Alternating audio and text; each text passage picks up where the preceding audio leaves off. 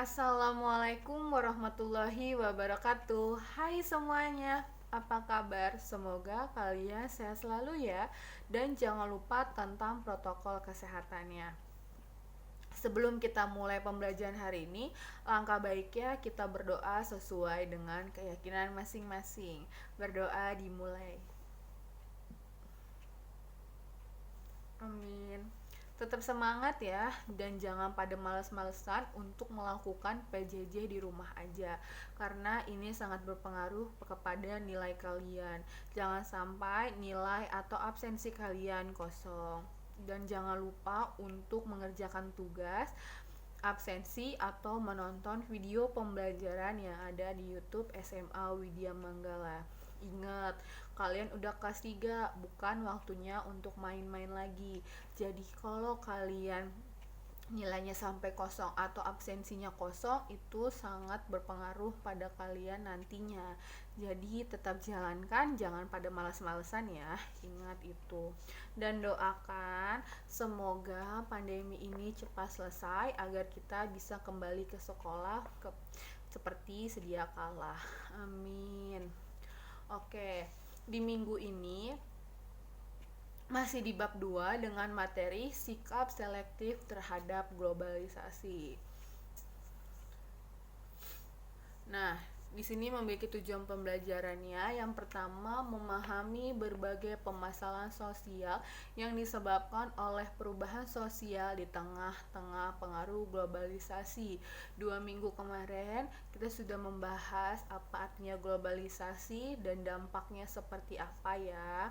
Terus yang kedua adalah mengategorisasikan berbagai permasalahan yang ada disebabkan oleh globalisasi serta akibat-akibatnya dalam kehidupan nyata di masyarakat, sehingga dapat merespon berbagai permasalahan sosial dan ketimpangan yang disebabkan proses globalisasi.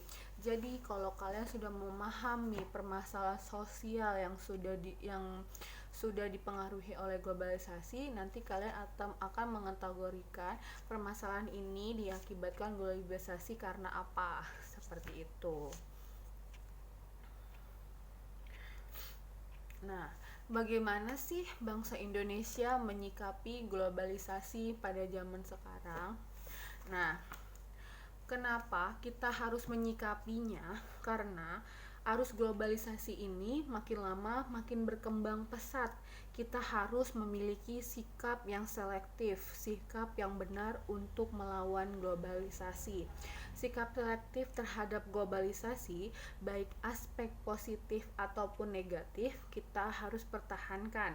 Karena dengan kita memiliki sifat selektif itu akan memberi nilai dan jati diri kita untuk bangsa tidak akan hilang. Jadi tetap seperti memiliki rasa nasionalisme walaupun kita hidup pada zaman era globalisasi.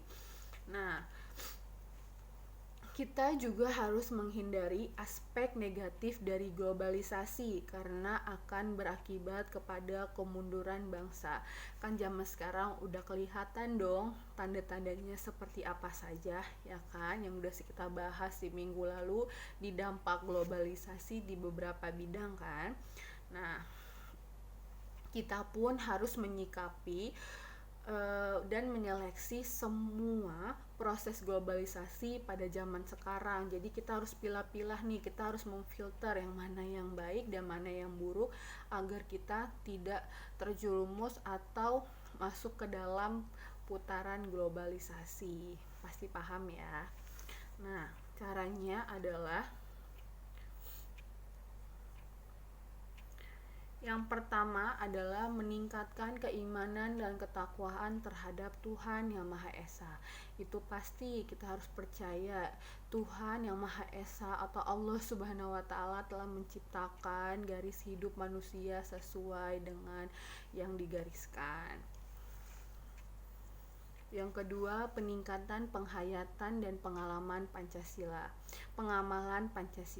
Kita harus mengetahui dan menghayati apa arti dari 5 sila Pancasila. Dan baik-baik kita pelajari di dalam kehidupan sehari-hari agar tidak menghilangkan nilai dan jati diri bangsa. Yang ketiga, meningkatkan pengetahuan dan keterampilan bagi masyarakat. Ya, kalau misalnya semuanya melakukan, pasti insya Allah tidak akan tergeser adanya dengan globalisasi. Yang keempat, peningkatannya pendidikan.